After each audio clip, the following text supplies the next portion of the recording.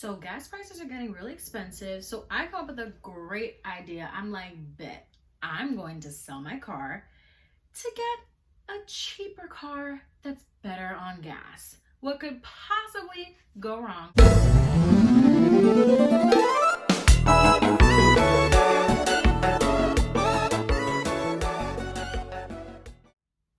Hey guys, welcome back to my channel. So this is a story time on how I thought that I was being responsible, economically savvy, and just all around just getting my shit together by selling my car that I had to get a cheaper car that was better on gas so I could save more money. So gas prices have been going crazy, especially since after this Russian-Ukraine war and summertime, gas always goes up a little bit anyway. So gas has been really high, and I had a Honda Pilot, a 2011 Honda Pilot. And I used to fill up that tank on maybe $50, $55, maybe when gas wasn't crazy. Now I'm paying $70, almost $80 to fill up my tank. That's insane. Almost $100 to fill up my gas tank. I've never paid that much before. So I was like, oh no, I'm not doing this. And I had a Honda Pilot XL, not even just a regular Honda Pilot. It's a Honda Pilot XL. So it's the really big square boxy one. And it has 3 compartments, and it's a huge car, and it's just me. I don't have any kids. I don't, live in a house with little siblings or something. There's no need for me to have this car. I live home with my parents. Everybody has a car. So why am I also having this big ass car just for me? It just doesn't make sense. So I decided, I was like, I'm gonna change my car because gas is crazy and I don't see the point of paying for this big car, putting all this gas in it for all this amount of money, and there's no need. I can get another car. So I start looking online for places I can sell my car to. I didn't want to sell my car to a person, because if I did that, I would have to wait, a while to find someone who would want to buy my car. So I was like, nah, I'm gonna go online. I'm gonna look at websites. I looked at WeBuyAnyCar.com, 1-800-CAR-CASH, different car websites. I was just Googling, looking up the best ones, and I put in my information and I'd figure out what offer they would give me. So I finally found a good offer with 1-800-CAR-CASH. They told me they were going to give me $10,500 to sell my car to them. So I was like, all right, bet. I feel with that amount of money, I can get a decent car and still have some money left over. I also had some bills that I was behind on that I wanted to kind of get caught up with. So I was like, this is perfect. I will still have a car. I'm gonna knock out some debt. This will be all good. So I'm looking around shopping for a car. I figured out that I wanted a Kia Soul, because I heard Kia Souls, they're really good on fuel efficiency. They're really good with gas. So I was like, okay, perfect. So I'm gonna get that car. It'll be a good gas saver for me, and especially with these prices, that's what I really need right now. And I also just wanted a smaller car. The car I had was just so big. It's annoying to find parking. I just wanted a smaller car. So I was over the car I had before. So I just set my eyes on the Kia Soul. So I'm looking around for different Kias. I'm waking up every morning, going to different dealerships, test driving cars, doing all this stuff. And this is the first time that I'm doing this by myself, because normally every other car I've ever had, I've always involved either my dad or my mom to come with me, because I always feel when you just go by yourself as a woman or as a young girl when it comes to car stuff, I feel people try to take advantage of you, because they feel oh, you're just the girl, you probably don't know anything about cars. We're gonna try to super upsell you, or try to sell you some junk that's not good because you don't have someone else with you. And it's really annoying, because I'm super independent and feel that's BS for it to be that way, but that's just how it is. So it's really good to have either another person with you, or at least a guy with you, because then you won't get played, most likely, than if you were just by yourself. But I just wanted to do it by myself because I just wanted to go through the whole process alone. I've always kind of done my car stuff with my parents, and I was just nah, I just want to do it on my own. I feel I can do this. I have the money for it, so it'll be fine. So I'm going to these different places, finding out what they have. A lot of cars, I just wasn't having luck. I'm from South Jersey. A lot of the places I was going to, I was finding Kias that were super dirty. They were stained. They were former smokers had the car, so they smell really bad. Like, they just wasn't having good luck. And I finally found a car. It was a red Kia Soul. It was so cute. 2013. The inside was kept really nicely. I could tell that the person who had the car really took care of it. It looked nice. It wasn't a former smoker. There was like a couple imperfections on the outside, just on like the front bumper part. But after that, everywhere else was like really good. There was like a couple stains on the seat, and like one, it was like the passenger seat. And then there was like a sensor underneath the driver's seat that just needed to be like stuffed into the like bottom part, because it was like kind of hanging out a little bit. But after that, like, the car was pretty great. Mileage wasn't terrible. It was like 126. So it wasn't like super, super high, but it wasn't super low either. Like, at that mileage, it didn't bother me, because my Pilot, I was at 113 miles on my Pilot. So I didn't want to get something that was too much bigger than what I had before. So yeah, so I found this car. This guy, he had a mechanic shop, but it also was like a used car shop too. Like, he had over like 10 cars that he was selling around the front. And I happened to just be driving by, and I saw the red Kia Soul, and that's the color I wanted. So I was like, yo, let me stop by. So I made an appointment to go see him, and I went to see the car. Everything looked cool. I was checking things out. I had my fiance on the phone with me. He was telling me things to do to like check to make sure that the car is okay. And then my family, we have a mechanic who normally always checks our cars whenever we're like buying a car. So I brought it to him, and he checked it out. His guys checked it out. He said that there was a check engine light that was on that needed to be fixed. There was like a valve that was leaking or something, and he needed to just fix that so I could pass inspection. But after that, like, the car was decent. It was okay. So I was like, okay, cool. So I go back to him, I tell him, these are things my mechanic said, can you fix these things? And he was like, yeah, not a problem, we can go ahead and do those things. There was a bunch of other things too that my mechanic noticed, that he was like, in a couple months, you're gonna have to fix like X, Y, and Z, but they're not things that are like reasons why I shouldn't buy the car, but it should just like, I should keep in the back of my mind to have some money aside to fix those things. Like, there was like some brake pads that needed to be replaced. There was, they had to get a tune-up eventually. There was like just little things like that. So I had mentioned all of those to him, and I was like, yeah, because of all of this work that needs to be done on the car, and he told me that he had gotten work done on the car before he put it out for sale. He was like, no, a lot of the stuff we already did, so, we're not gonna be able to do all of that, but the check engine light I can definitely take care of. Because I'd asked him if he could take care of all the things my mechanic said, and if not, if there could be like a discount applied. But he was like, no, they did all those things, whatever. So I'm like, all right, fine. The big major things about the car were fine, so it didn't bother me. And the guy that I was talking to, I was lucky because he was the owner of the shop, but he also was the owner of that car. So it was him that was driving the car. He decided to trade it in for another car, and he was selling it.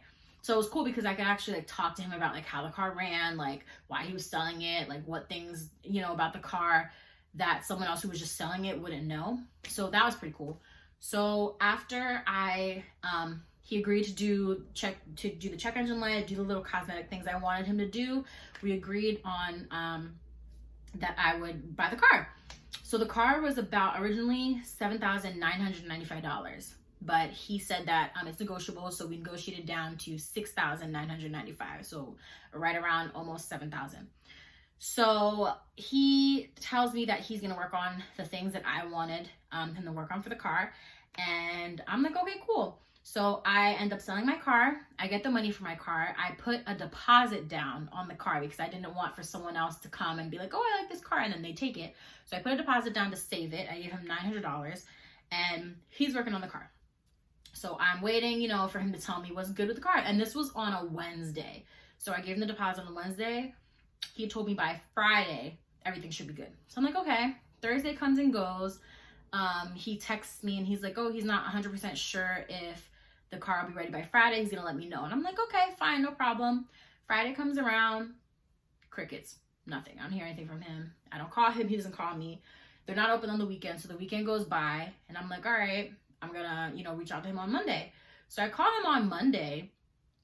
And, first I waited on Monday morning to see if he would call me, and he never called. So then I called him on Monday, and he's like, so turns out that there was some lot damage on the car. And I'm like, lot damage? What do you mean by that? Turns out he sent my car out for the stain that was on the seat that I wanted removed. He sent it out to like a body shop to do the cosmetic stuff I wanted. which I didn't know he was going to do that. When we talked about it, he had said that everything I wanted done was really simple and easy, and he could just do it. Him and his guys could do it. So I didn't know that he was sending it out somewhere else. If I knew, I probably would have told him not to do that, because like, I don't know where he's sending it to. I don't know their work. Like I would have wanted to know if the car is moving. So he's like, yeah, the car went over to a body shop, but they apparently were backing my car out to move it somewhere else around the shop, and there was a car behind my car, and they ended up backing it into another car. So now there's bumper damage. And I'm like, okay. And by this point, I already sold my car, so I don't have a car anymore. And I'm like, well, how bad is the bumper damage? And he's like, oh, it's not bad at all. It's just, you know, a little piercing hole. What they're going to do is they're going to order a new bumper. They're going to replace it, paint it. It's going to be fine. And I'm like, okay, well, how long is that going to take? Because I need my car back by a certain time. And he's like, no, it shouldn't take that long at all. It should be done by at least tomorrow. And I'm like, okay. So when he's telling me this, in my mind, I'm like, I feel like it's not going to be done by then. Like, waiting for a part to come, it won't come in a day. Like, and even if the part did come that day, they'd still have to paint it and sand it and do whatever they need to do cosmetically to make it match the paint of the car. So I'm like, I don't know about that. But I already sold my car. I don't have another choice but just wait for him, because it's like I don't have a car anymore. And my dad, lucky for me, he works at a rental car place. So he got me a rental car at a price that was, you know, a little bit discounted compared to what it would have been if he wasn't working there. So I was going around and doing the things I need to do in that rental car. So my dad's asking me basically every day, like, so when am I going to give the car back? When am I going to give the car back? Because I can't have it for too long, because obviously they give my dad a discount. So I can't just be like taking advantage of that. So I'm like, oh, you know, they're just working on a couple cosmetic things. I'm going to let you know when. Meanwhile, I have no idea, because this is what this guy is telling me. So then Tuesday comes around, I don't get a call from him. I'm the one having to call him again. And he's like, oh, you know, shipping with Amazon is taking a really long time. It's looking like, from what I looked at, that shipping should come, you know, by the end of today, and it should be ready by tomorrow. So this is Tuesday, and he's talking about Wednesday. Mind you, I got a new job, so I was supposed to start that new job on Wednesday. Thank God for my rental car, bro, because if I didn't have that, how the hell was I going to get to work? So, and I'm telling him this, I'm like, the car that I had before, I don't have it anymore. I'm going to be starting up work soon. So I need to know when this car is going to be done. Like, I don't need like estimations or what you think. Like, I need to like, let me know what's going on with the car, because I need a car and I'm going back to work. It's important for me to know what's going on. Like, I felt like he wasn't telling me everything that was going on. Like, I felt like there was things that were not making sense and things that just weren't clicking for me. So he's like, yeah, he's definitely going to call me tomorrow on Wednesday. And he said by 4:00 on Wednesday, everything should be good with the car. And if there's anything, you know, that he needs to tell me, he's definitely going to call me by 4:00 Wednesday. And I'm like, okay. Mind you, 4:00 Wednesday is my first day of my new job. I'm still in the rental car. So I get a text 7:00 in the morning on Wednesday, the morning that I'm starting my new job. He texts me and he's like, hey, I'm sorry for the early message, but I just wanted to let you know that I'm no longer going to be able to sell you the car. Turns out that there's a lot more damage than previously known. I don't want to sell you a car where I can't guarantee you the warranty. We can set up time for you to come and pick up your deposit, all this stuff. And I'm just like, between one day from Tuesday being like, oh, I'm going to call you Wednesday at 4, it's most likely everything's going to be done, to Wednesday morning at 7:00 being like, oh, I can't guarantee you the car, this, that, and everything. You definitely knew before then. Like, but that time frame is so short, there is no way for you not to have known. Like, I feel like this guy was literally just trying to play me, and there was more damage to the car than the bumper, like he was saying. And he was just trying to see if he could fix the car quick enough to sell it to me. Like, that car, I probably would have got a piece of crap, honestly. Like, and it just sucks, because if he had just been honest with me earlier and told me ahead of time, maybe I would have waited until after I knew for sure from him to sell my car. You know what I mean? Like, I would have, if he had told me in the beginning what was going on, I wouldn't have sold my car right away. Like, I would have waited. So it just sucks, like, that he just wasn't honest with me and was just playing me around like a fool. Like, and I already knew, but literally Tuesday, I ended up, when after he spoke to me again, I felt like this guy is like, this is BS. This guy's playing me. Like, there's no way that what he's saying is the truth. So I literally went to a used car dealership in my town, and I started looking for cars because I was like, this guy's playing. And I didn't even want to finance a car. I wanted to buy a car in cash because the whole plan that I had was to sell my car, get another car in cash, pay off some debt, put some in my savings, and go on with my life. Like, my plan was not to finance a car. The Pilot that I had that I sold, I financed that car and paid it off. So it's like, why would I sell my paid off car just to go and finance another car again if I'm trying to save money? So it was just so stupid. I ended up having to finance another car again, which is not what I wanted to do. Granted, I was lucky because they ended up having a 2013 Kia Soul Plus, which was what I wanted. It was literally like the same car that the guy was gonna sell me. It looks exactly like that, but like a newer version. Because his was the 2013 Kia Soul base model, which doesn't have as much of the features that the Plus has. So I'm happy at least that I still got the car that I wanted, but like, I didn't want it that way. I didn't want to go and have another car note. Like, that was not my plan. So this guy screwing me over really messed me up financially. So just sucks. Just goes to show me trying to figure out my car situation independently did not go as planned. Like, I will never do that again. I would rather get another car first and then sell my car than to sell my car first trying to get another car afterwards, because it just, even though I did both on the same day, like, it just didn't work out. It's too much stress for me, and I don't have time for it, and I don't care for it. So I'm not gonna say where the place was that this happened. If you guys would like to know, if y'all are from South Jersey and you're in the market looking for cars and you want to know like which dealership this is to kind of steer away from, let me know in the comments down below. I'll definitely say it if you guys are interested in knowing. But yeah, y'all, my whole save money plan, you know, sell my car, pay off debt, didn't go as planned. I mean, I still was able to pay off a lot of debt, which is good. But now I got this car note, so I guess I paid off debt to get debt, I guess. But thanks so much for watching my story time and hearing my rant. Like, just even thinking about this is so freaking annoying. And this just happened, y'all. This happened probably like, what, 3 weeks ago? Like, I just got this car. So it is what it is. I have the car note now, so whatever. But thanks so much for listening to my story time, guys.